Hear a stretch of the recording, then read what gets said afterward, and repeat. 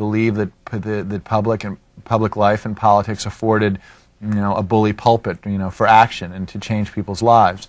And so what the awards, whether it be the Institute of Politics or the Profiles in Courage Award, try to reaffirm that sense of action and activity and recognize the practitioners. And that's what he was about. My father was a very vital presence in public life. He inspired a lot of people to get involved in government and in politics when they may not have been so inclined in the years before. And so that's the thing. I think that's perhaps his most resonant legacy, and I think that's the things that we try to emphasize in these awards. We're talking to John Kennedy Jr. about his father's legacy. John, there was a poll done in, I think it was Newsweek magazine about 10 years or so ago, which found that your father was America's favorite president. The public ranked him ahead of Roosevelt, ahead of Lincoln, and even ahead of George Washington, the namesake for your magazine. Why is it that your father continues to have such extraordinary impact on the American public? Well, as far as your polls, I'm sure that the Lincoln aficionados weren't around to be polled, whereas people who grew up in the 1960s are. But the larger question is why does he continue to, resonate in American public life? And I think that there are, a variety of reasons. Perhaps the most significant one is that he inspired a lot of hope and created a sense of possibility, and then the possibility was cut short and never realized. So it enables people to project a lot of what they hope for America and for their own lives onto his memory, and it evokes something of their own lives and how they felt at a certain time in their life, and through him connect with that.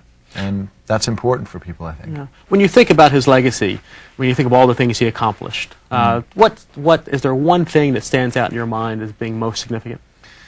Well, there were certainly a number of practical accomplishments throughout his administration, but at the same time it was, as you know, he had a very narrow margin of victory and was constrained legislatively from doing things, and I think had he been elected to a second term, he would have been able to do a lot more.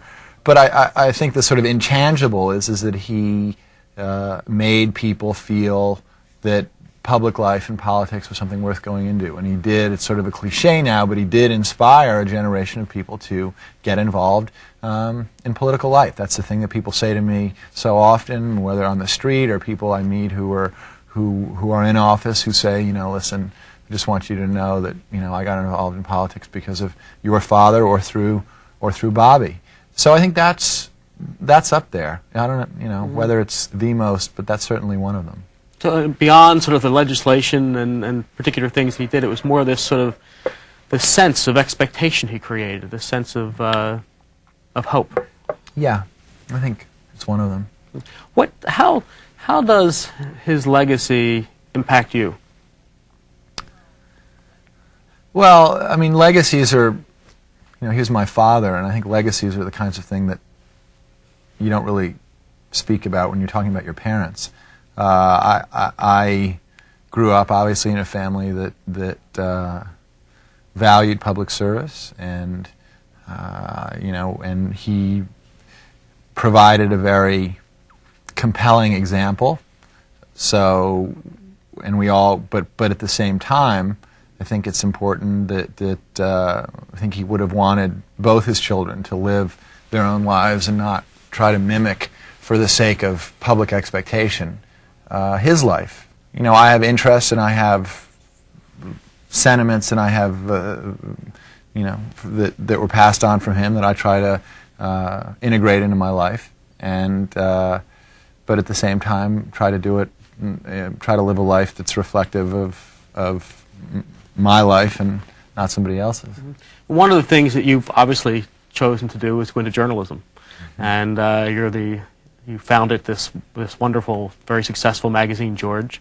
Thank you. And one of the things you do every month is interview famous people, public figures, and ask them penetrating questions to try to get beneath the You think surface. they're penetrating? I hope. I'm not so sure. So let me ask you this: if you were interviewing John Kennedy about his father's legacy, what question would you ask him? Probably the one that you just asked me. I mean, what I basically try to do in the magazine is just to afford people a personal entry into people in political life. And I think what happens a lot of the time, and this is certainly my own experience, is the people who are in public life are really never projected at being the human, multidimensional, complex, self-sacrificing people that they often are. And there is a lot of, quite rightly so, a lot of negative press about people in public life and a lot of cynicism, and we try to be skeptical but not cynical. And I think an interview affords people a way of sort of engaging these figures, and I think for the people themselves, perhaps they feel that, given my own experience, that maybe they'll be treated fairly, maybe not, but I think that there is a comfort level that I have somewhat some understanding of what they go through and what challenges face them, and that maybe that will be reflected in the interview. How do you see your father's legacy continuing into the future? Well, I mean, I'm not sure it will change that much. I think, the interesting thing is going to be that as people who knew him as a contemporary get older, and most of the people now who 90% or something of the people who come to the Kennedy Library were not around when my father was around, and talked about school children. So it's the trick is how do you make his experience in his administration and the values that he tried to bring to public life relevant to their own experience. And I'm not sure how that will play out. I think certainly, shows like this and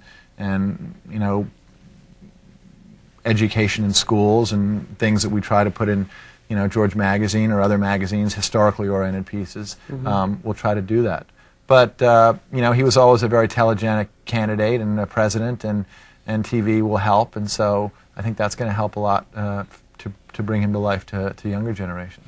And it seems the challenge for the younger generation is to inspire them to build a connection with politics, which is something your father did so well, and I guess, as you said, is a key part of his legacy. Yeah, I mean, there's not a lot of positive reinforcement to do that now, and I think that's too bad, because I think there are a lot of people who may stay out of public life for that reason.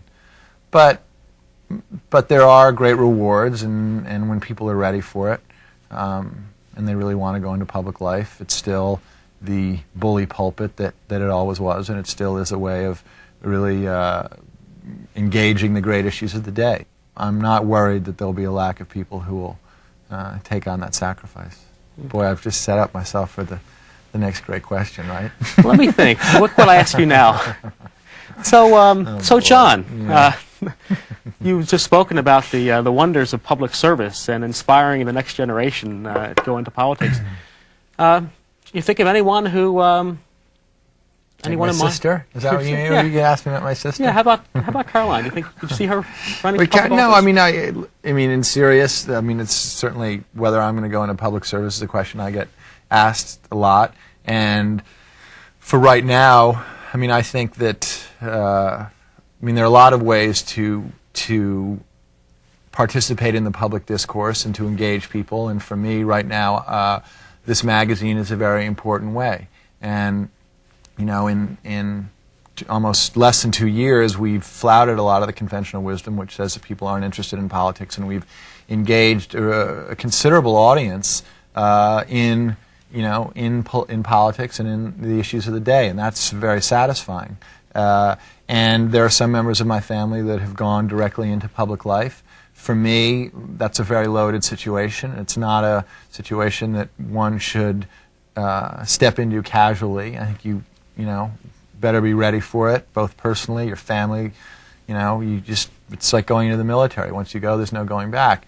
So I'm enjoying accumulating the experiences that I am, and I've never really been a sort of a long horizon type of person. So my horizon right now is George Magazine, and it's working well. That's great, John. Thanks. It's been great having you here. Thank you, Steve.